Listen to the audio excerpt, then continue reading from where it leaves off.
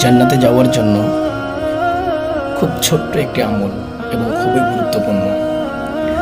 যে আমলটি করলে আল্লাহ রাসূল সাল্লাল্লাহু আলাইহি ওয়াসাল্লাম বলেন, যদি কেউ দৃঢ় বিশ্বাসের সাথে সকালবেলায় আমলটি করে এবং সন্ধ্যা হওয়ার পূর্বে সে মারা যায়, তাহলে সে জান্নাতি। সুবহানাল্লাহ। আর যদি কেউ দৃঢ় বিশ্বাস রেখে সন্ধ্যার সময় পড়ে, সকাল হওয়ার পূর্বে যদি সে মৃত্যুবরণ করে, তাহলে সে জান্নাতি। সুবহানাল্লাহ। কত গুরুত্বপূর্ণ, কিন্তু আমলটি খুবই ছোট্ট, আমাদের জন্য সহজ। সেই আমলটি হলো সাইয়্যিদুল ইস্তিগফার। اللهم أنت ربي لا إله إلا أنت خلقتني وأنا عبدك وأنا على عهدك ووعدك ما استطعت وأعوذ بك من شر ما صنعت أبوء لك بنعمتك علي وأبوء لك بذنبي فاغفر لي فإنه لا يغفر الذنوب إلا أنت।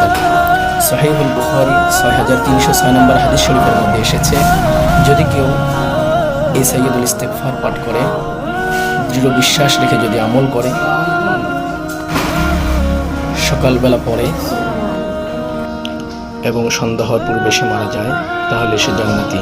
আর যদি কেউ সন্ধ্যায় পড়ে সকাল হওয়ার পূর্বে সে মারা যায়, তাহলে সে জান্নাতি। সুবহানাল্লাহি ওয়া বিহামদিহি।